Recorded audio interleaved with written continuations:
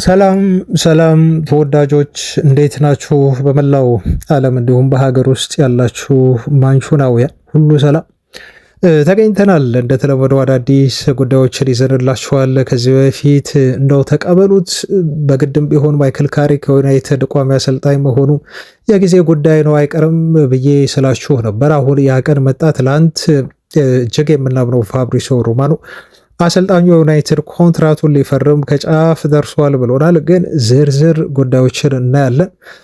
ከውሳኔው ጀርባ ያሉ እምነቶች ምንድን ናቸው? አሰልጣኙ ስለ ቅጥሩና ቀጣይ ሲዝን ድክመቱን አምኖ ይህን ነገር ላሻሽል እችላለሁ ብሎ ስላሰበበት ጉዳይ፣ አብረውት ሊቀጥሉ ስለሚችሉ የአሰልጣኝ ቡድን አባላትና አጠቃላይ ማይክል ካሪክን ቅጥር በተመለከተ የግል ሀሳቤንም ከዜናዎቹ ጋር እየጨመርኩኝ ይህን ዜና በመጀመሪያው ክፍል ላይ በስፋት የምናየው ይሆናል።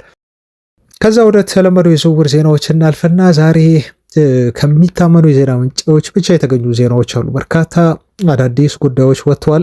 ስካይ ስፖርት 13 አማካዮችን የጠቀሰው በዩናይትድ ግዢ ዝርዝር ውስጥ ያሉ ከ13ቱ አማካዮች ደግሞ በጣም የሚያስደስተው ዜና ትላንት ወጥቷል። በቢቢሲ በጊቭ ሚ ስፖርት ነው የወጣው። ዩናይትዶች ለኖቲንግሃም ፎረስት ይፋዊ ጥያቄ ሊያቀርቡ ነው። ታስታውሳላችሁ፣ ኢንዲካሊያ ይሄን ዜና ነግሮን ከዚህ በፊት አድርሻችሁ ነበር።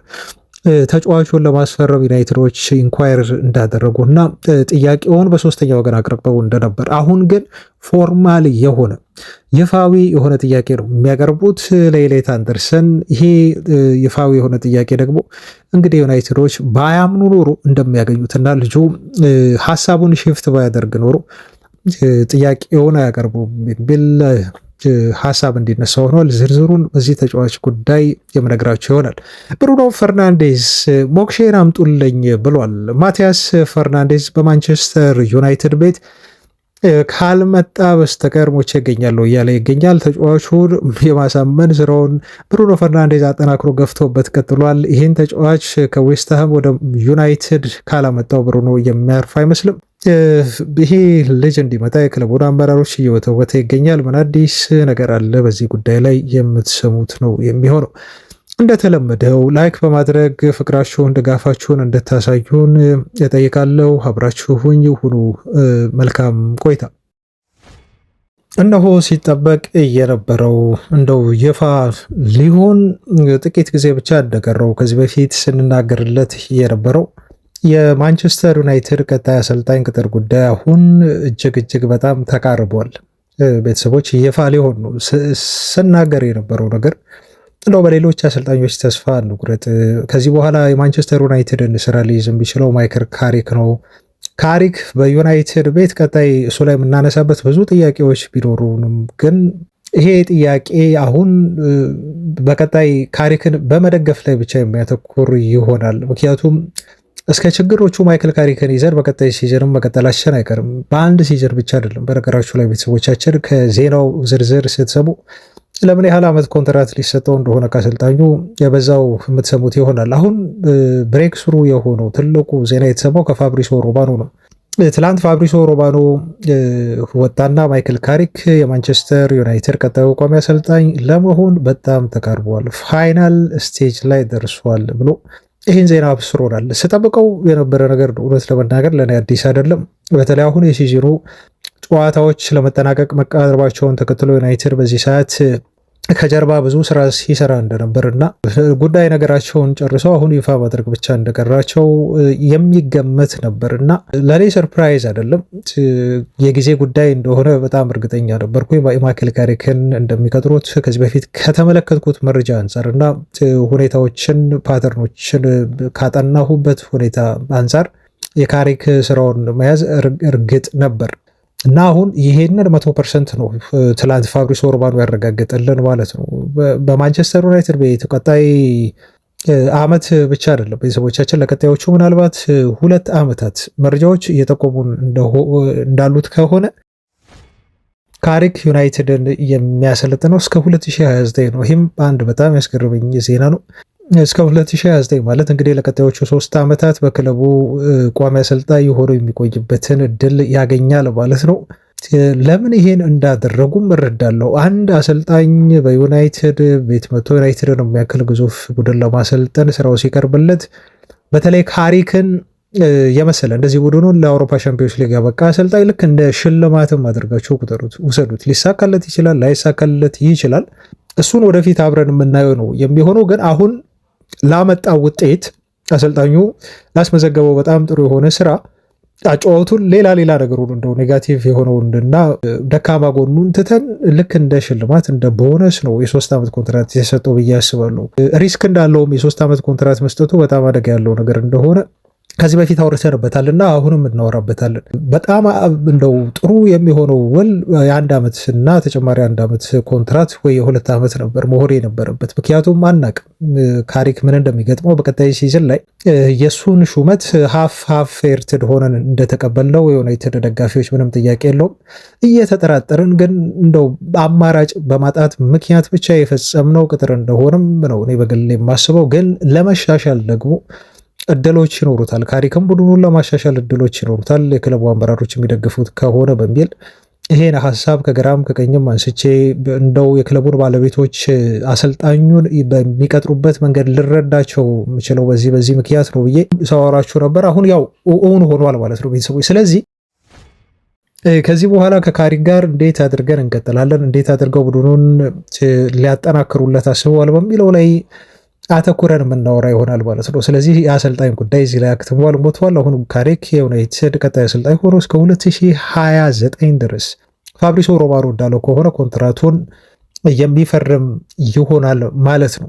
ምን አሉን ፕሮሰሱን እዚህ ጋር ልንገራችሁ። ብዙ በጣም ግልጽ ያልሆኑ ነገሮች አሉ በአሰልጣኙ ቅጥር ጉዳይ ላይ ከጀርባ ሲሰሩ ስለነበሩ ስራዎች ሲወራ እነ ኦመር ቤራዳና እነ ጄሰን ዊልኮክስ ግምገማዎችን አድርገዋል ነው የተባሉ።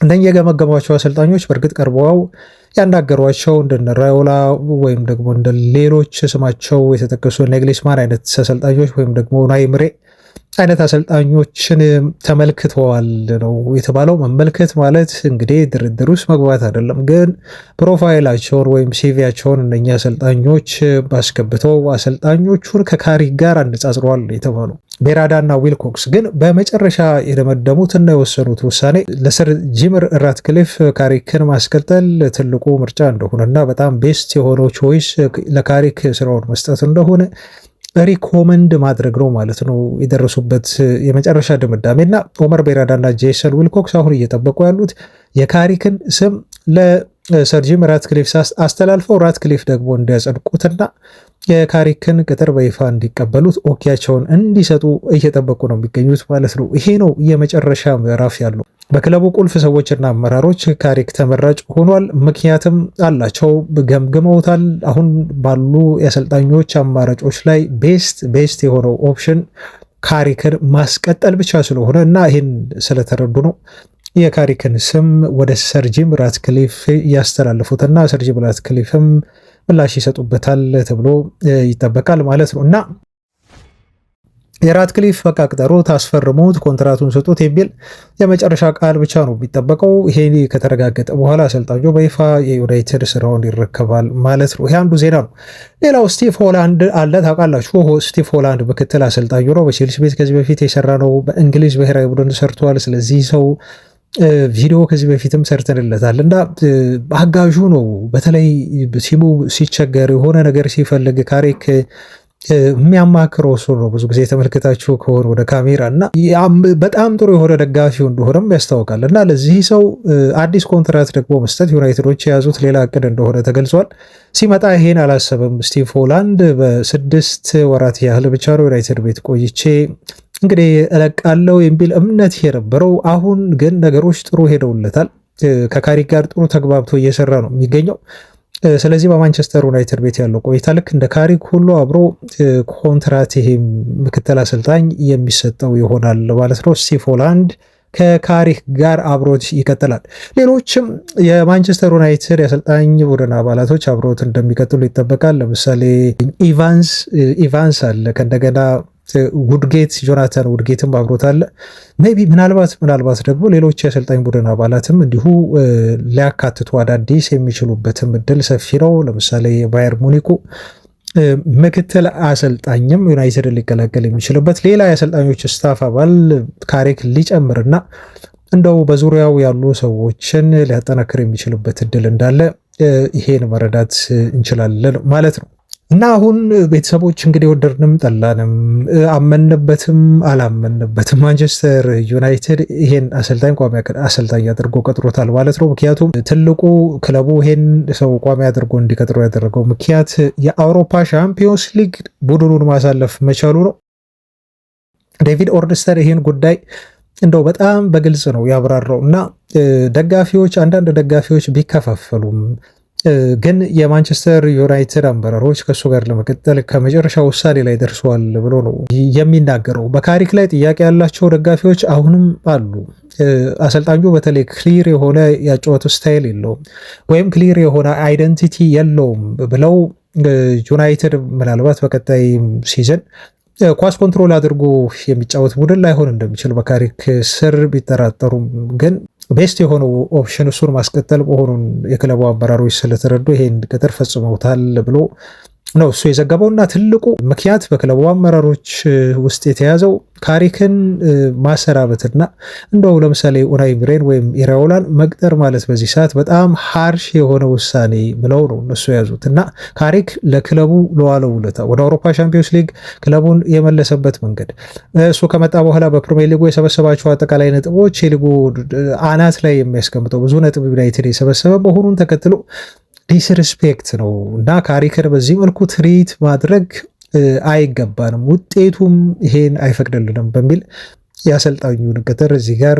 አጽድቀውታል ማለት ነው። እና አሁን የምንረዳው ምንድን ነው ቤተሰቦቻችን፣ እንደው ከዚህ ጉዳይ ወጣ ስንል ዩናይትድ አመራሮች ትልቅ እንደው እስር ነው የተፈጸመባቸው በማይክል ካሪክ። ውጤቱን ኢግኖር ማድረግ አልቻሉም። ኢግኖር የምታደርጉትም አይደለም፣ ውጤቱ ከባድ ስለሆነ በጣም ጥሩ ውጤቶችን አስመዝግቧል።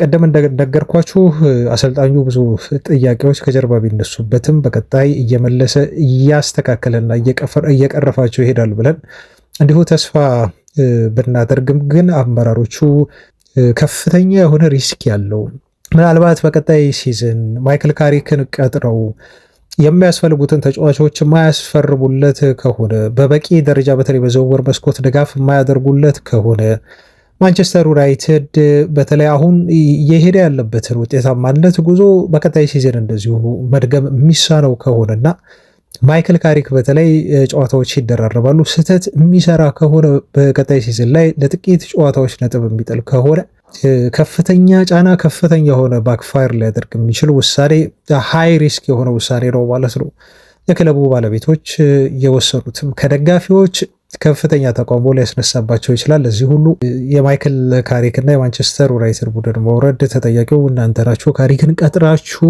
ልምድ የሌለው አሰልጣኝ ተብለው የሚተቹበት እድል በጣም ሰፊ ሊሆን እንደሚችል ቀጣይ ሲዝን ላይ መገመት ትችላላችሁ። ስለዚህ ያላቸው አማራጭ አሁን ማድረግ ያለባቸው ካሪክን ቀጥሯል። ስለዚህ እሱን በበቂ ሁኔታ መደገፍ ነው። እነሱ ያላቸው እምነት ምንድን ነው? በቀጣይ ከአሰልጣኙ ጥራት ይልቅ ማንቸስተር ዩናይትድ በዝውውር ገበያው ላይ የሚፈጽማቸው ዝውውሮች በጣም ወሳኝ ናቸው ብለው ያስባሉ።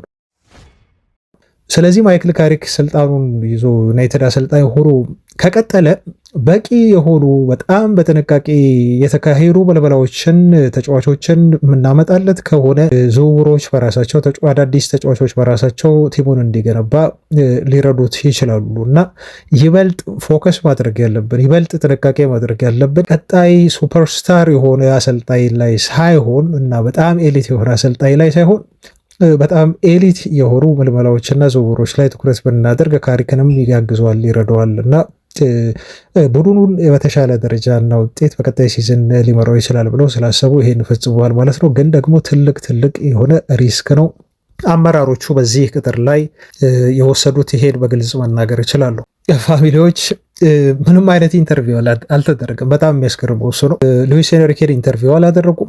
ኢንኳየር አድርገው ሊሆን ይችላል። ከዛ ውጭ ዣቪ አሎንሶን ኢንተርቪው አላደረጉም። ዣቪን ኢንተርቪው አላደረጉም። ዚነዲን ዚዳንን ኢንተርቪው አላደረጉም። አዶኒ ኢራዮላን ኢንተርቪው አላደረጉም። ኤንዞ ማሬስካን ኢንተርቪው አላደረጉም። ጁሊያን ነግሊሽማንን ኢንተርቪው አላደረጉም። እንዲሁም ኡናይ ኤምሬን ኢንተርቪው አላደረጉም። ምክንያቱም እንደዚህ የዩናይትድ አመራሮች ማይክል ካሪክ እና ካሪክ ብቻ የዩናይትድ ብቸኛው የቀጣይ አሰልጣኝነት አማራጭ እንደሆነ ቀድሞውኑ ወስነው ስለነበረ ነው ወደ ኢንተርቪው ያልገቡት ማለት ነው። ስለዚህ ቀድሞውኑ አስበውት የነበረውን ውስጣቸው የነበረውን የአሰልጣኝ ቅጥር ጉዳይ አሁን ሊፈጽሙት ከጫፍ ደርሰዋል። ኦልሞስት ከሰር ጂም ራትክሊፍ ማጽደቅና ግፉበት ቅጠሩት የሚል የመጨረሻ ውሳኔ ብቻ ነው እየተጠባበቁ የሚገኙት ተብሎ ተገልጿል። እዚህ ጉዳይ ላይ ፋብሪሶ ሮማኖ ምን አለመሰላችሁ ቤተሰቦቻችን፣ አንድ ነገር እንዲሁ ልጨምር። የካሪክን ሀሳብ ነው ፋብሪሶ ሮማኖ እዚህ ጋር ያንጸባረቀልን። ማይክል ካሪክ በዩናይትድ ቤት ቀጣይ ስራዬን ስጀምር በቀጣይ ሲዝን ላይ በተለይ ክለቡ የሚፈጽምልኝ የተለያዩ ትልልቅ ዝውውሮች በተለይ ስራዬን ይበልጥ ያቀልልኛል ብሎ በግሉ ካሪክ ያስባል የሚል መረጃ ፋብሪሶ ሮማኖ አክሏል። ካሪክ ችግሮች እንዳሉበት ቡድኑ አንዳንድ ክፍተቶች እንዳሉበት መሻሻል ያለባቸው ብዙ ነገሮች በዩናይትድ ቤት እንዳሉ ቀጣይ ሲዝን ላይ በተለይ ለሊግ ዋንጫ ተፎካካሪ ለመሆን ያምናል እና ይህን ጉዳይ ያውቃል።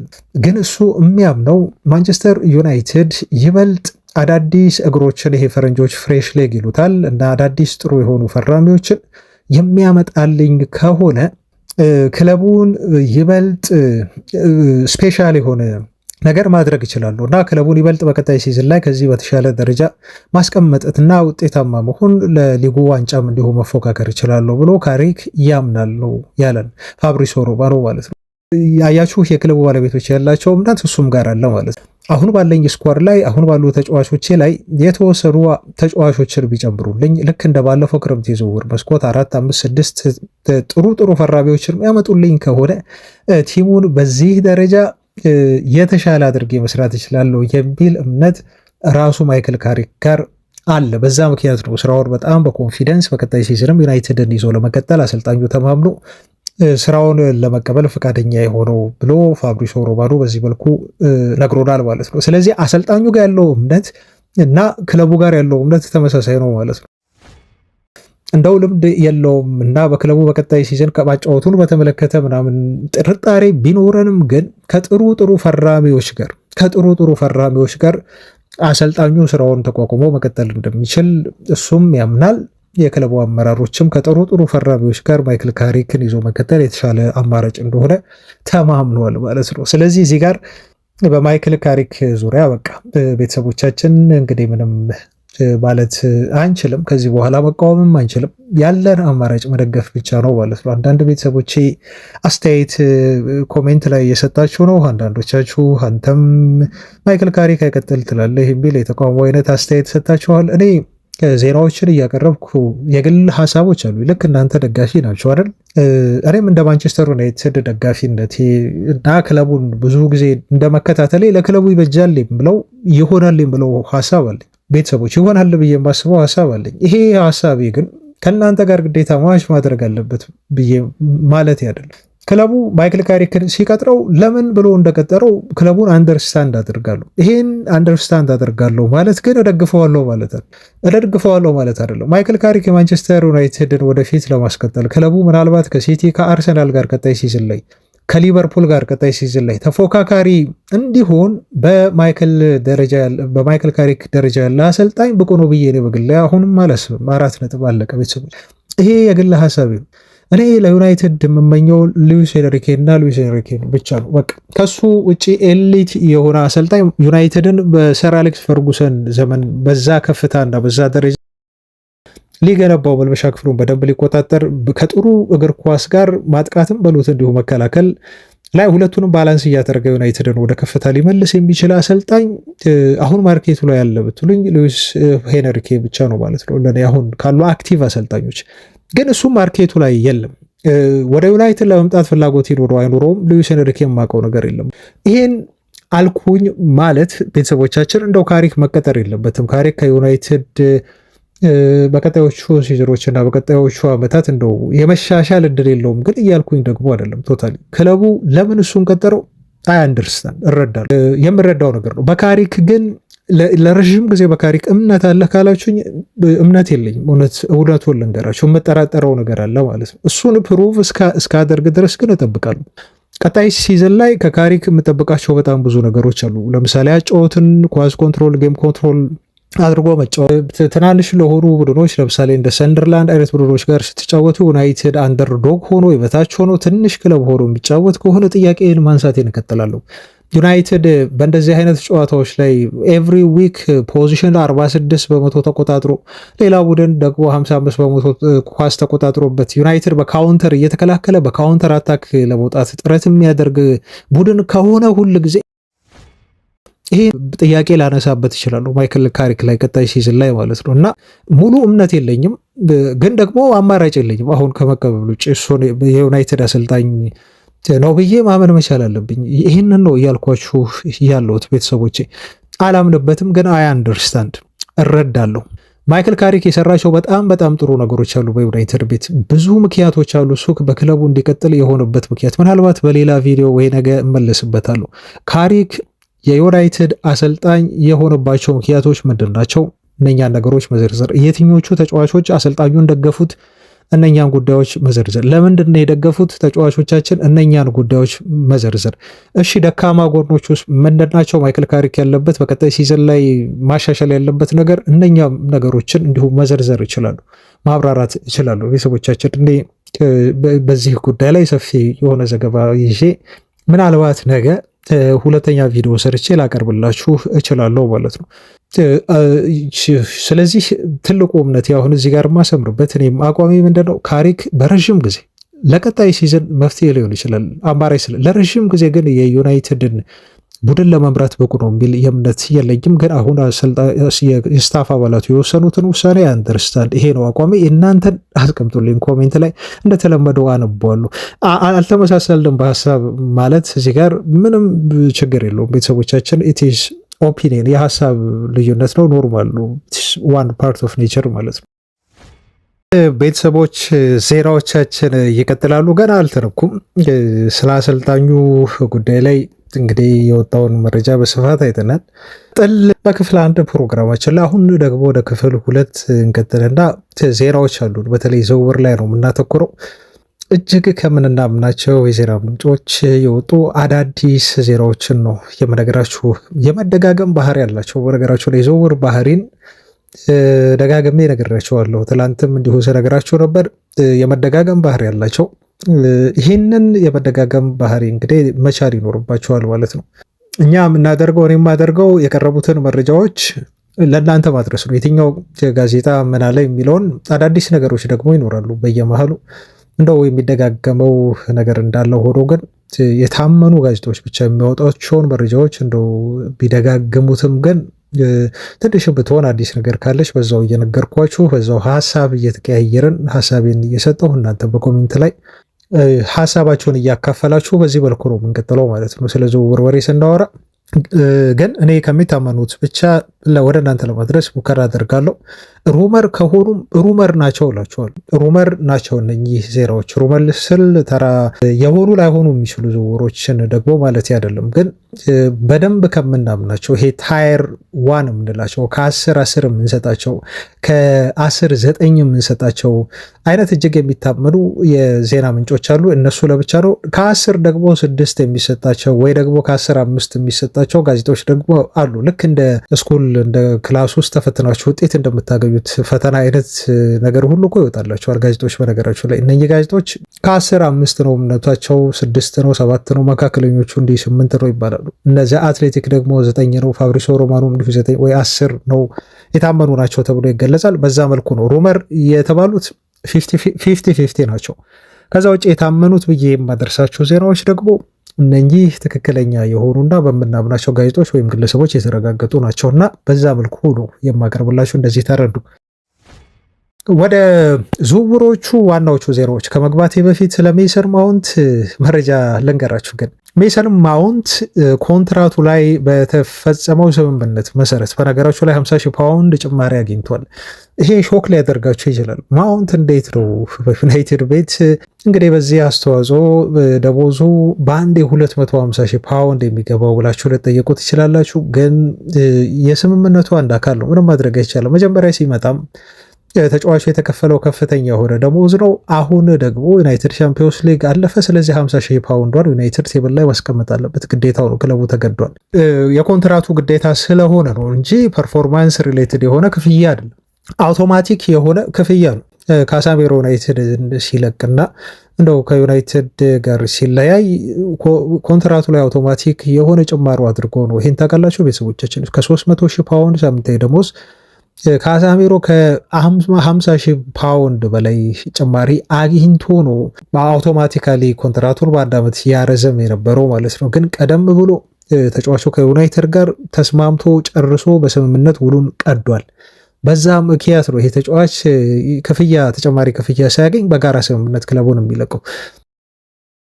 ሌሎች ብዙ የዩናይትድ ተጫዋቾች አውቶማቲካሊ ግን ጭማሪ ያገኛሉ ማለት ነው። ለምሳሌ በጣም ከሚያበሳጨኝ መካከል አንዱ ኦናና ነው። ይሄ ተጫዋች ጭማሪ ያገኛል፣ በጣም አስቂኝ ነው። ከዛ ውጭ ደግሞ እንደው ማርከስ ራሽፎርድም ዳጎስ ያለ ኮንትራት እንዳያለው፣ በነገራችሁ ላይ ወደ 300,000 ፓውንድ በሳምንት ይባላል። ተጫዋቹ ኮንትራቱ እንዲሁ ሊጨምር እና ደሞዙ ሊሻሻል ይችላል ዩናይትድ ቻምፒዮንስ ሊግ በመግባቱ ምክንያት ማለት ነው። የሜሰን ማውንትን ግን እዚህ ጋር ያነሳሁላችሁ ለምን መሰላችሁ? ባለፈው ከሰንደርላንድ ጋር ስንጫወት ያው ካሳሜሮ ባለመሰለፉ ምክንያት ካሪክ አማካይ ላይ እንዲሰለፍ አድርጎታል እና ተጫዋቹ እንደው ሜዳ ላይ ነበሩ ብላችሁ እስክትጠይቁ ድረስ ብዙ አልታየም ነበር። ሜሰን ማውንት ታውቃላችሁ፣ ሚናው ራሱ ምንድን ነው? ተጫዋቹ የሚጫወተው ሜዳ ላይ የሚገባው ምን ለመሆን ነው? ለማጥቃት ነው? ለመከላከል ነው ብላችሁ እንድትጠይቁ የሚያደርግ እንቅስቃሴ ነው ያሳየው። እውነት ለመናገር ግን ደግሞ አንደርስታንድ የማደርገው ሜሰን ማውንት ለረዥም ወራት ጨዋታ ማድረግ አልቻለም እና ገና ሪትም ውስጥ የገባ ልጅ አይደለም። ገና ብቃቱን አላገኝም። በዛ ምክንያት ጨዋታው ላይ እንደው የካሳሜሮንም ክፍተት ስለተመለከትን እሱ ከሌላ ዩናይትድ ብዙ ነገሮች እንደሚበላሹበት ስላየን፣ በዛ ላይ ደግሞ የተሰለፈው ከሜኖ ጋር ነው። ትልቅ ኃላፊነት ነው። እኔ ከዚህ በፊት ስለ ዝውውር ሰወራ አሁን የዩናይትድ የአማካይ ስፍራ ተጫዋቾችን ስናይ ኮቢ ሜኖ እና ሜሰን ማውንትን ጎን ለጎን አስቀምጧቸው እና የሰንደርላንድ ተጫዋቾችን ደግሞ ሚድፊልድ ላይ ያሉ ተጫዋቾችን ደግሞ ጎን ለጎን አስቀምጧቸው ያሏቸው የተክለ ሰውነት ልዩነት እንደው የዳዊትና የጎልያድ ነው የሚመስለው እኮ ቤተሰቦቻችን ብዬ እንደው ሳማርር ስናገር ነበር። ዩናይትድ ከዚህ በኋላ ተጫዋች ሲያስፈርም እንዲያስፈርም የምፈልገው ተክለ ሰውነት ነው። በቃ አለቀ ቤተሰቦቻችን። በኋላ ላይ ስለ እግር ኳሱ እናወራለን፣ ስለ ችሎታው፣ ስለ እንትኑ እናወራለን። ዋናው የምፈልገው ስታሚና ነው፣ ጉልበት ነው፣ ኃይል ነው የምፈልገው ከማንቸስተር ዩናይትድ ቀጣይ ፈራሚዎች ብዬ እኔ ስነግራችሁ ስናገር ነበር እና በእነኚህ ሁለት ፓይቮት የአማካይ ስፍራ ጥምረቶች በሜኑና በሜሰን ማውንት የአማካይ ክፍሉን ዶሚኔት አደርጋለሁ የምትሉኝ ከሆነ ኢትዝ ቬሪ ላፈብል ጆክ ማለት ነው። በጣም የሚያስቅ ቀልድ ነው የሚሆነው ማለት ነው። ቶታሊ ፊዚካሊ ማትመጣጠኑ ከየትኛውም የአማካይ ስፍራ ጋር ማለት ነው እና ሜሰን ማውንት ተቸግሯል እዛ ጨዋታ ላይ። ይህን ጉዳይ ያነሳሁት ለምን መሰላችሁ? ማይክል ኦዌን ሰሞኑን ቀርቦ በዛ ሰዓት ላይ ስላደረገው እንቅስቃሴ ሜሰን ማውንት በዩናይትድ ደረጃ ማድረግ የነበረበትን ዩናይትድ ከሱ ጠብቆ ያስፈረመበትን እንቅስቃሴ ማድረግ አልቻለም ብሎ ተቸው ማለት ነው። ቴሌቪዥን ጣቢያ ላይ በቀጥታ ነው ይህን ትችት ያቀረበው። ዩናይትድ ያመጣው ከሱ የተሻለ ግልጋሎት ለማግኘት ነው እንጂ ኳስ በያዘ ቁጥር ተጫዋቹ ማጥቃቱን ወይ አያግዝ ወይ ደግሞ ኳስ በያዘ ቁጥር ያለው ይሄ ዝግታው ተጫዋቹ በጣም የዝግታ ጨዋታ ነው የሚጫወተው ነው የሚለው ኦዌን ሲተቸው እና በዚህ ምክንያት ልጁ ዩናይትድ የሚጠብቅበትን ነገር እያደረገ አይደለም ሲል በከፍተኛ ደረጃ ተችቶት ነበር። አባትየው ግን አላስቻለውም። የሜሰን ማውንት አባት በአደባባይ ወጣና ለማይክል ኦዌን ትችት በኢንስታግራም ላይ ምላሽ ሰጥቶታል። ምናልባት ተጫዋቹ ላለፉት 5 ወራት ያህል ኳስ ስላልተጫወተ ወይም በቋሚ ተሰላፊነት ስላልተሰለፈ ሊሆን ይችላል። አንተ ሞኝ ማይክል ኦዌን እንዴት ይሄን ትዘረጋለህ በሚል ነው ማለት ነው አባትየው በዚህ መልኩ ምላሽ የሰጠው ማለት ነው። ይሄ ያልተጠበቀ ምላሽ ነው። እንግዲህ አንተ ሞኙ ማይክል ኦዌን እንዴት ይህን መረዳት ያቅታል? ከአምስት ወራት ቆይታ በኋላ ነው ተጫዋቹ ለመጀመሪያ ጊዜ እኮ ጨዋታ ያደረገው ብሎ ምላሽ ሰጥቶታል ማለት ነው የሜሰን ማውንት አባት። ወደ ዝውውር ዜናዎቻችን እንለፍ እና ኢንዲካ ላይ ያወጣውን ዜና ላድረሳችሁ። የዩናይትድ ደጋፊዎች ተዘጋጁ አለ። ውድ ማንቸስተራውያን ለቀጣይ ክረምት የዝውውር መስኮት ተዘጋጁ። ዘሞስት ትሪሊንግ ትራንስፈር ዊንዶ ይጠብቃችኋል። ከዚህ በፊት በማንቸስተር ዩናይትድ ታሪክ አይታችሁ የማታውቁት ከባለፉት ዓመታት እጅግ በጣም አስገራሚና አስደናቂ የሆነ የዝውውር መስኮት ቀጣይ ጠብቁ ሲል ትልቅ ተስፋ የሆነ ፖስት ፖስቷል። ይሄንን ስል ከሚገቡት ብቻ አይደለም ከሚወጡትም ተጫዋቾች ጠብቁ ነው ያለው። ዩናይትድ ቤት ብዙ ጽዳት ሊኖሩ እንደሚችሉ ጠቁሟል። በትላንት ዜና ላይ ካሪክ የዩናይትድ ቋሚ አሰልጣኝ የሚሆን ከሆነ 6 ተጫዋቾችን ያጸዳል ከክለቡ ብዬ ስም ዝርዝር ሁሉ ጠቅሼላችኋለሁ። ኢንዲካሊያም ማስገባት ብቻ አይደለም ዩናይትዶች ማስወጣት ተጫዋቾች መልቀቅ ላይ ከፍተኛ የሆነ ስራ ይሰራሉና ቀጣይ የሚፈጽሟቸው ዝውውሮች ዓለምን በሙሉ ሾክ ያደርጋሉ። በጣም ትላልቅ የሆኑ ዝውውሮችን ዩናይትዶች ለመፈጸም ተዘጋጅተዋል። ስለዚህ እናንተም እነኚህን ትላልቅ ዝውውሮች ለመስማት ከኔ ጋር አብራችሁኝ ሁሉ ከኔ ጋር አብራችሁ የትዊተር አካውንቴን ወይም የአሁኑን ኤክስ አካውንቴን እንዲሁ ተከተሉ ብሏል። ኢንዲካሊያ ለዩናይትድ ደጋፊዎች ትልቅ የሆነ የዝውውር መስኮት ከፊታቸው እንደሚጠብቃቸው በዚህ መልኩ ተናግሯል ማለት ነው። እንቀጥል ቤተሰቦች። ከሚታመኑ የዜና ምንጮቻችን ብቻ ያገኘናቸውን መረጃ ነው አሁን ወደ እናንተ ማድረስ ነው የምቀጥለው። ሳሙኤል ሉካረስት ተአማኝ የነበረው ኦፍኮርስ አሁንም ተአማኝ ነው። ከሜን ጋዜጣ በኋላ ላይ ትራንስፈር አድርጎ ትንሽ ወደማናምነው ወደ ዘሰን ፉትቦል ጋዜጣ በጸሐፊነት ተቀጥሮ እዛ መስራት ጀመረ እና አሁንም ዘሰን ጋዜጣ ላይ ሆኖ ስለ ማንቸስተር ዩናይትድ መዘገቡን አላቆምም እና እሱም በተመሳሳይ መልኩ ልክ እንደ ኢንዲካሊያ ሁሉ ትልልቅ ፊርማዎች በተለይ አማካይ ክፍል ላይ ዩናይትድ ቤት ይመጣሉ ሲል ተስፋ ሰጥቷል ለደጋፊው ማለት ነው። እና እሱ የተናገረው ትልቁ ነገር ግን ምን መሰላችሁ? ዩናይትዶች ኢሌት አንደርሰንን እንደሚፈልጉት ቹዋሜኒ ደግሞ ማስፈረም የሚችሉት ተጫዋች እንደሆነ ያምናሉ። ኢሌት አንደርሰን ድሪም የሆነ ታርጌት ነው፣ ቹዋሜኒ ግን አቴኔብል ነው ብሎናል። እንግዲህ ልዩነቱ የሚገባቸው ይመስለኛል ቤተሰቦች። የህልም ፈራሚ እና አንደኛው ደግሞ ብንፈልገው ልናገኘው የምንችለው በሚል የያዟቸው ማለት ነው። እና ማንቸስተር ዩናይትዶች አማካይ ክፍል ላይ እጅግ አስገራሚ የሆኑ ዝውውሮችን ይፈጽማሉ 2 ብሏል። ከዛ ውጭ ሶስተኛው ፈራሚ ደግሞ የሚመጣው በኡጋርቴ መልቀቅ አለመልቀቅ ላይ የሚወሰን ይሆናል ሲል ተናግሯል። በክለቡ ኳሊቲ ይፈልጋል። ከኳሊቲ ውጭ ደግሞ ክለቡ ዴብስ እንዲኖረው ይፈልጋል አማካይ ቦታ ላይ። ለዛ ነው ዩናይትዶች 3 አማካዮችን ለማስፈረም ወደ ገበያው የሚወጡት ሲል ሳሙኤል ሉካረስት የዘሰን ፉትቦል ጋዜጣ ይህንንም ጉዳይ በድጋሚ አረጋግጦልናል። እንቀጥል፣ ወደ ስካይ ስፖርት እንሂድ ቤተሰቦቻችን። ከሚታመኑት የዜና ምንጮች ብቻ መረጃዎችን እያቀረብንላችሁ ነው የምንገኘው። ስካይ ስፖርቶች ደግሞ ማንቸስተር ዩናይትዶች በቀጣይ ክረምት ላይ ሊፈጽሟቸው ያሰቧቸው የዝውውር ሊስት ውስጥ ያሉ ተጫዋቾች ቁጥር ወደ 13 ተጠግቷል ብሎናል። 13 ያለው በነገራችሁ ላይ ተከላካዮችን አይጨምርም ቤተሰቦቻችን። አማካይ ስፍራ ላይ ብቻ ዩናይትድ እነኚህን 13 ተጫዋቾች በሊስት ውስጥ አካቷል ይዟል ሲል ያስቀምጣቸው ናቸው። ማናቸው ተጫዋቾቹ? እያንዳንዳቸውን ስማቸውን ልንገራችሁ። ኤደርሰን አንደኛው ነው፣ የአትላንታ አማካይ ስፍራ ተጫዋች ነው። ማቲያስ ፈርናንዴዝም ይሄ ሌላኛው ነው። በዚህ ተጫዋች ዙሪያ በነገራችሁ ላይ ዜና ይዤላችኋለሁ፣ ጠብቁኝ ቤተሰቦች። የዌስትሃም ዩናይትድ የአማካይ ስፍራ ተጫዋች ነው። ኢሌት አንደርሰን ከኖቲንግሃም ፎረስት ሌላው ነው። በዚህም ተጫዋች ዙሪያ አዲስ ዜና አለኝ፣ በቀጣይ ያቀርብላችኋለሁ ቤተሰቦች። ዣኦ ጎሜዝ ከወልቭስ ነው ሌላው። እንዲሁም ካርሎስ ባሌባ ከብራይተን ነው። ትላንት ስለ ባሌባ ብዙ መረጃዎችን ብለናል።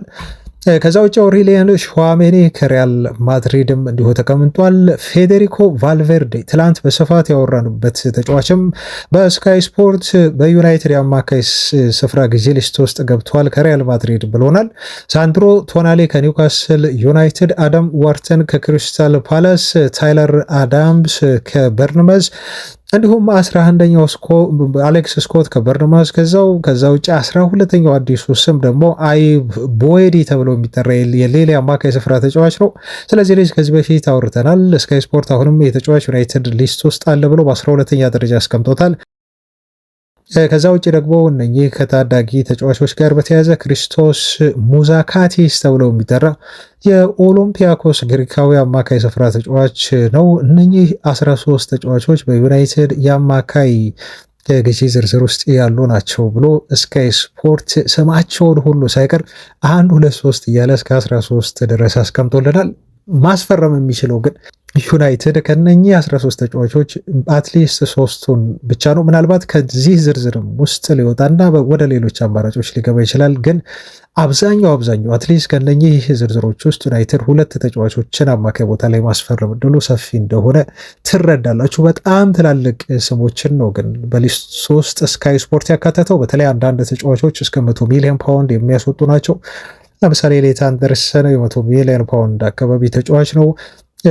በዛ ላይ ሳንድሮ ቶናሊም እንደዚሁ 100 ሚሊዮን ፓውንድ ባይሆን 100 ሚሊዮን ዩሮ ምናልባት ይሄ ሊያስወጣ ይችላል፣ ወደ 80 ሚሊዮን ፓውንድ ማለት ነው።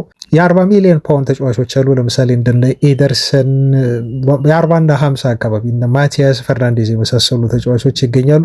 ጆዋ ጎሜዝም እዚህ ውስጥ የሚካተት ነው። የ50 እና የ60 ሚሊዮን ፓውንድ ተጫዋቾች አሉ እነ ካርሎስ ባሌባ የመሳሰሉ ማለት ነው። እስከ 70 ከሄድን ደግሞ ኦሪሊያን ቹዋሜኒ እዚህ ጋር ይገኛል። ፌዴሪኮ ቫልቬርዴም በዚህ ውስጥ የሚካተት ነው እና አዳም ዋርተን እስከ 60 ሚሊዮን ፓውንድ፣ እነ ታይለር አዳምስ እና አሌክስ ስኮት በ40 ሚሊዮን ፓውንድ፣ አዩብ ባዮዴ የተባለው ተጫዋች 40 ሚሊዮን ፓውንድ አካባቢ የሚገኝ ተጫዋች ነው። ስለዚህ ዩናይትድ ከከፍተኛ የዝውውር ገንዘብ ከ100 ሚሊዮን ፓውንድ ጀምሮ እስከ 60 ሚሊዮን ፓውንድ ከዛ ዝቅ ሲል ደግሞ እስከ 40 ሚሊዮን ፓውንድ በደረጃ የያዛቸው የአማካይ ስፍራ ኢላማዎች ናቸው። የስካይ ስፖርት ነው ዘገባው። ወደ ተናጠል ዜናዎቻችን እንለፍ። ብሩኖ ፈርናንዴዝ ይህን ልጅ አምጡልኝ ብሏል ይለናል ቴሌግራፍ ላይ የሚጽፈው ደከር። ብሩኖ ፈርናንዴዝ የሀገሩ ልጅ የሆነውን ከፖርቹጋል ብሔራዊ ቡድን ጋር አብሮት ወደ አሜሪካ ለመጓዝ የተዘጋጀውን ማቲያስ ፈርናንዴዝን አስፈርሙት ሲል ነው ለክለቡ አመራሮች ጥቆማ የሰጠው ተብሏል። እንደውም ተጫዋቹ ከጥቆማ አልፎ ፑሽ ሁሉ ማድረግ ጀምረዋል ነው የተባለው። ተጫዋቹን በግል ከማናገር በዩናይትድ ቤት ቢመጣ እንደው ከዚህ በፊት ብየዋለው ቤተሰቦች ብሩኖ ፈርናንዴዝ እርዳን ሳይባሉ ሁሉ ነው ይህን ልጅ ለማምጣት ለማስፈረም እስቲ ያግዘን ኮንታክት አድርገው በሚል የክለቡ አመራሮች ሁሉ ሳይጠይቁት ቀድሞ ተጫዋቹ ወደ ዩናይትድ እንዲመጣ የማሳመን ስራውን ብሩኖ ፈርናንዴዝ አጠናክሮ ቀጥሏል። ይደውልለታል፣ ኮንታክት ያደርገዋል። በውስጥ ደግሞ ዩናይትድ አመራሮች ወደ ክለቡ እንዲያመጡት ከፍተኛ የሆነ ግፊት በማሳደር ላይ ይገኛል እና ተጫዋቹ አብሮት በቀጣይ ሲዝን ቢጫወት ብሩኖ ፈርናንዴዝ እጅግ ደስተኛ እንደሚሆን ነው ተአማኝ የተባለው ቴሌግራፍ ጋዜጣ የብሩኖ ፈርናንዴዝ ኤጀንትነት ስራውን ከወዲሁ በማቲያስ ፈርናንዴዝ ዝውውር ጉዳይ ጀመረ ተብሎ የተነገረው። ለማንኛውም ግን ዌስትሃም ዩናይትዶች በሊጉ ያላቸው ዕጣ ፈንታ ለዩናይትድ ዝውውሩ በጣም ወሳኝ ይሆናል። እንደው ዩናይትድ የተጠየቀበትን 80 ሚሊዮን ፓውንድ ይከፍላል ተብሎ ባይጠበቅም ግን ከዚህ ባነሰ ዋጋ ምናልባት ከ50 እስከ 60 ሚሊዮን ፓውንድ በሚጠጋ ማክሲመም እንደው በጣም በትንሹ ከሆነ እስከ 40 ሚሊዮን ፓውንድ ድረስ ዌስትሃሞች ከሊጉ የሚወርዱ ከሆነ ተጫዋቹን ለዩናይትድ የመሸጥ እድል አላቸው። ዩናይትዶችም ልጁን የማስፈረም ሰፊ እድል ይኖራቸዋል ተብሎ የተነገረው። ብሩኖ ፈርናንዴዝ ግን እንደ ኤጀንት ሆኖ ዩናይትድን እያገለገለ ይገኛል። ተጫዋቹ በትላንት ዜና ላይ እንደው ወደ ኋላ ተመልሰ ልክ ታይም ትራቨል አድርግ ቀድሞ ከነበሩ ቡድኖች ውስጥ ለየትኛው ቡድን መጫወት ትፈልጋለህ ሲባል ለክርስቲያኖ ሮናልዶ፣ ዋይኒ ሩኒ እና ካርሎስ ቴቬዝን ከያዘው ማንቸስተር ዩናይትድ ቡድን ጋር አብሬ ብጫወት ደስ ይለኝ ነበር ሲል ተናግሯል። ተጫዋቹ ክርስቲያኖ ሮናልዶ፣ ጋሬስ ቤል እና ካሪም ቤንዜማን የመሳሰሉ ተጫዋቾችን ከያዘው ሪያል ማድሪድ ይልቅ ዩናይትድን መርጦ በዚህ መልኩ አስተያየት መስጠቱ ተጫዋቹ ለዝውውሩ ፍላጎት አለው ዋስብሎም እንዲሁ አስወርቷል። ከዛ ውጭ በቅርቡ ደግሞ ማን ነው ያንተ አይዶል ተብሎ ሲጠየቅ የምንጊዜም እንደው አርአያው ብሩኖ ፈርናንዴዝ እንደሆነና እንደው ከሱ ብዙ ነገሮች እንደሚማር ብሩኖ ፈርናንዴዝ የእግር ኳስ ሮል ሞዴሉ እንደሆነ ተጫዋቹ ተናግሯል። በዚህ ምክንያት ነው ዝውውሩ ለዩናይትድ ከፔዥ ይልቅ ፍጹም ቀላል የሚሆነው ተብሎ ነው በብሩኖ ፈርናንዴዝ እና በተጫዋቹ አድናቆት ምክንያት የተገለጸው። እንቀጥል ተወዳጆች፣ ዜናዎቻችን አሁንም አሉ። የመጨረሻ ዜናዎችን አሁን ከዚህ በኋላ ማቀርብላችሁ። ላይክ አድርጉ ሳልላችሁ ረሳው ቤተሰቦች፣ እንግዲህ ይቅርበሉ። ላይክ አድርጉ ማለት ነበረብኝ ባልልም ግን አድርጋችኋል። ኦልሬዲ ያደረጋችሁ እጅግ ሁሌም ቢሆን የምታበረታቱን ቤተሰቦች ስላላችሁ በእናንተ ስለምተማመን ዜናዬን ማቅረቤን እንዲሁ ልቀጥር። ቀጣዩም ዜና በጣም ትልቅ የሆነ ዜና ነው። ይሄ ዜና እንደው ተስፋ ቆርጠን ለነበርን ለዩናይትድ ደጋፊዎች በተለይ በአንድ ተጫዋች ዙሪያ ተስፋችንን መልሶ ያለመለመ ዜና ነው የወጣው የተሰማው። ዜናውን ማን አወጣው? በቅድሚያ ቢቢሲ አወጣ። ቢቢሲ ምን አለ? ዩናይትዶች ለኖቲንግሃም ፎረስት ይፋዊ የሆነ የዝውውር ጥያቄ ሊያቀርቡ ነው አለ። ለማን? ለአማካዩ ለኢሊየት አንደርሰን። ኢንዲካሊያ የተባለውን የዜና ምንጭ እኔ ክሬዲት የምሰጠው ማምነው በዚህ ምክንያት ነው። ቤተሰቦች ታስታውሳላችሁ፣ ማንቸስተር ዩናይትዶች አለን ይሄ ሁሉ ዜና ሲወጣ ዩናይትዶች አንድ ጊዜ ጥያቄ አቅርበው ተጫዋቹን ለማስፈረም ኢንኳየር አድርገው ውድቅ ሆነባቸውና ለሁለተኛ ዙር ጥያቄ አሁን እየተዘጋጁ ነው ይህን ልጅ ለማምጣት ለማስፈረም ከፎረስት ጋር እንደው በውስጥ ድርድር ላይ ናቸውና ጥያቄያቸውን በማቅረብ ላይ ይገኛሉ ብሎ ዘግቦልን ነበር። እነኚህ ትልልቅ ጋዜጦች አሁን የገለጽኩላችሁ ቢቢሲ፣ አሁን ተጨማሪ መረጃዎችን ጨምሮ ያወጣው ደግሞ ጊቭ ሚ ስፖርት ነው። እነኚህ የሚታመኑ የዜና ምንጮች ናቸው። ምክንያቱም እንደ ጊቭ ሚ ስፖርት ጥሩ የምናምናቸው ጋዜጠኞች አሏቸው። ቢቢሲም ቢሆን ቢቢሲ ነው እና ኢንዲካሊያ ከሳምንት በፊት የነገሩን መረጃዎች ነው አሁን አውጥተው እነሱ የሚነግሩን ማለት ነው እና የእሱን ዜናዎች ክሬዲት እየሰጠው ቀደምም ያቀረብኩላችሁ በፊትም ያቀረብኩላችሁ ወደፊትም የማቀርብላችሁ አንድ በዚህ ምክንያት ነው። ነፍንፎ መረጃዎችን ቀድሞ የመግለጽ ባህሪ ያለው ኢቨን አንዳንዴ ከነዛ አትሌቲክ ሁሉ የሚቀርብበት እድል አለ እና ቢቢሲ ለኢሊየት አንደርሰን ዩናይትዶች ትልቅ የሆነ የዝውውር እንቅስቃሴ የዝውውር ጥያቄ ሊያቀርቡ ፎርማል ነው ያሉት። ልብ በሉ፣ ሁለት አይነት ጥያቄ አለ። አሁን ኢንዲካሊያ ሲያወራ የነበረው ኢንፎርማል የሆኑ ጥያቄዎች ናቸው። በቀጥታ ለክለቡ ሳይሆን ከኢንተርሚዲያሪዎች አሉ፣ የተጫዋቹ ወኪሎች አሉ። በእነሱ አማካኝነት ምን ያህል ገንዘብ ሊፈልጉ እንደሚችሉ ውስጥ ይሄ ገንዘብ ቢቀርብላቸው ይቀበሉታሉ አይነት ነገር ነው። አሁን ግን ፎርማል የሆነ ጥያቄ ነው። ፎርማል የሆነ ጥያቄ ለኖቲንግሃም ፎረስት ይላካል ብለዋል ቢቢሲዎች። ጊቭ ሚ ስፖርትም ይህን ዜና መልሶ ደግሞታል እና ምንድን ነው ያለው መሰላችሁ? በጣም ትልቁ ቁም ነገር ጊቭ ሚ ስፖርት እዚህ ጋር ያወጣው መረጃ እኔም የተመቸኝና ያመንኩበት ከዚህ በፊት የነበረው እምነት ምንድን ነው ታውቃላችሁ? በኢሊየት አንደርሰን ዝውውር ጉዳይ ተጫዋቹ ማንቸስተር ዩናይትድን እስካልመረጠ ድረስ እና ወደ ዩናይትድ ለመምጣት ፈቃደኛ እስካልሆነ ድረስ ዩናይትዶች አንድ ስቴፕ አይራመዱም ተጫዋቹን ለማስፈረም። ምክንያቱም ዌስት ኦፍ ታይም ነው የሚሆነው። ኢሊየት አንደርሰን ወደ ሲቲ ለማምራት ተስማምቶ ጨርሶ ከሆነ ልጁ እና ወደዛ የማምራት ፍላጎት ካለው ዛት ዜት በቃ ያ ምንም ማድረግ አይቻልም። ዩናይትድ መልቀቅ መሄድ ነው ያለበት። ከዚህ ተጫዋች ዝውውር ራሱን ማራቅ መቻል አለበት።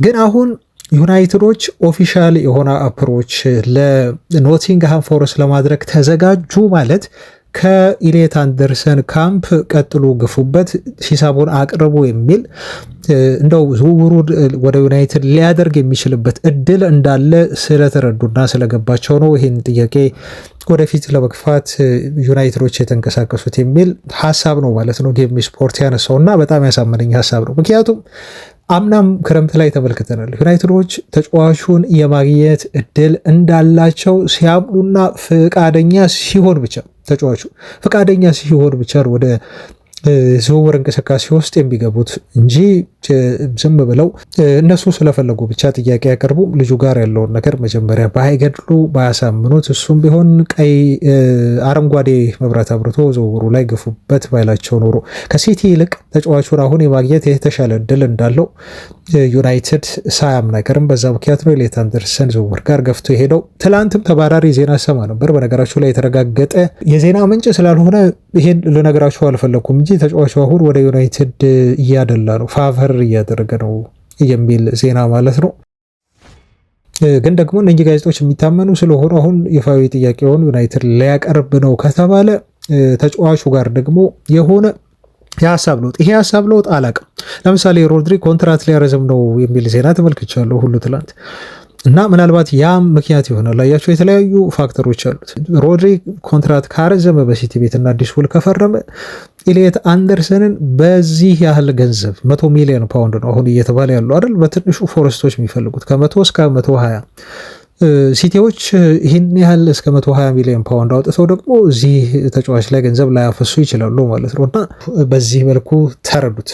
ይሄ በጣም የሚያስደስት ዜና ይመስለኛል ቤተሰቦቻችን ይህን ተጫዋች በተመለከተ። ፖል ስኮልስ ግን በዚህ ተጫዋች ዙሪያ የሰጠውን አስተያየት ደግሞ እዚሁ ጋር ላክልላችሁ። ምን አለመሰላችሁ ፖል ስኮልስ ላይ ፖል ስኮልስ ስለዚህ ተጫዋች ዝውውር ወይም በቀጣይ ዩናይትድ የትኛውን አማካይ ማስፈረም አለበት ተብሎ ሲጠየቅ የሰጠው ምላሽ ነው። ስኮልስ አሁን ምን ብሎ ተናገረ? ሁልጊዜም ቢሆን ማንቸስተር ዩናይትድን እስቲ ልብ ብላችሁ ተመልከቱ ይላል ስኮልስ። ዩናይትድ ሁሌም ቢሆን ሲጠቃ የሚጠቃው በአማካይ ስፍራው ነው ይላል። በተለይ ባለፈውን ጨዋታ ከተመለከተ በኋላ ነው ከሰንደርላንድ ያደረግነው እና ዩናይትድ ሁልጊዜም ጥቃት ሲሰነዘርበት ልብ ብላችሁ ተመልከታችሁ ከሆነ ጥቃቱ የሚነሳው ከአማካይ ክፍል ነው የሚለው እሱ። ስለዚህ እዛ ቦታ ላይ ከኮቢ ሜኖ ጋር በደንብ አድርጎ መጫወት የሚችል በደንብ አድርጎ እንደው ክለቡን ተከላካዮችን ሺልድ ማድረግ የሚችል ተጫዋች ያስፈልገዋል ነው የሚለው። ስለዚህ ከኮቢ ሜኖ ጋር የሚያጣምሯቸው ቢያንስ 2 አማካዮች ያስፈልጓቸዋል እና ኢሊየት አንደርሰን ደግሞ ለእኔ የዩናይትድን የአማካይ ክፍል ችግር ሊፈታ ሊቀርፍ የሚችል በጣም ቁልፍ ወሳኝ ተጫዋች ነው ሲል ነው ማለት ነው ፖል ስኮልስ ኢሊየት አንደርሰንን የገለጸው። ኢሊየት አንደርሰንና ኮቢ ሜኖ በዩናይትድ የአማካይ ክፍል ላይ ተጣምረው ሲጫወቱ በቀጣይ ሲዝን ማየት ለእኔ በጣም ደስተኛ ያደርገኛል ሲል ፖል ስኮልስ ለቶክ ስፖርት አስተያየቱን ሰጥቷል። አሁን የመጀመሪያ ምርጫዬ ነው። ወደ ማንቸስተር ዩናይትድ እንዲመጣ ይሄ ተጫዋች ፍላጎት አለኝ። ይሄ ተጫዋች በተለይ እንግዲህ ማንቸስተር ዩናይትድን በቀጣይ ሲዝን ስኬታማ ያደርጋል ብዬ ከማስባቸው አማካዮች መካከል ግንባር ቀደሙ ነው።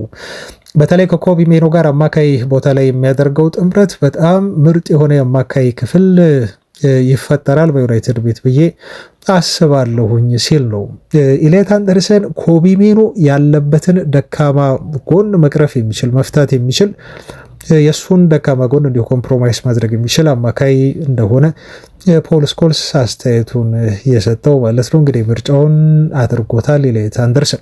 ለማንኛውም ግን ይሄ ፖል ስኮልስ ላስታውሰው ፈልጋለሁ። ከዚህ በፊት አንድ ንግግር ተናግሮ ነበር ፖል ስኮልስ ኢሊየት አንደርሰን ዩናይትድን ወርጦ የማይመጣ ከሆነ ዩናይትድን ትቶ ሲቲን የሚመርጥና ነው ወደ ሲቲ ብቻ ተዛውሬ መጫወት እፈልጋለሁ የሚል ከሆነ ማንቸስተር ዩናይትድ እስከ ክብሩ ከዚህ ተጫዋች ግዢ ድርድር ውስጥ ራሱን ያርቅ በሚል አስተያየት ሰጥቶ ነበር። አሁን ግን ያን አስተያየቱን ረስቶት ይመስላል ፖል ስኮልስ ኢሊየት አንደርሰን ካልመጣ እያለ ያለው። ምክንያቱም ዩናይትድ የሚመረጥ ቡድን ነው እንጂ የሚመርጥ ቡድን መሆን የለበትም ሲል አስተያየቱን ሰጥቷል። ዩናይትድ ተመርጦ የሚመጣበት የሚጫወቱበት ክለብ ነው እንጂ ተመራጭ የሆነ ክለብ አይደለም።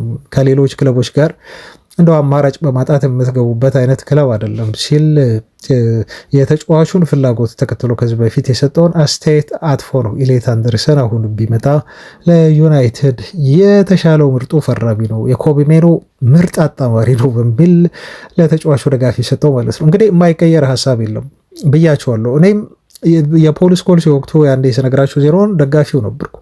ለዩናይትድ ፈልጎ በኢንተረስት ነው አንድ ተጫዋች መምጣትና መጫወት ያለበት ብዬ ነው እኔ በግሌ የማስበው።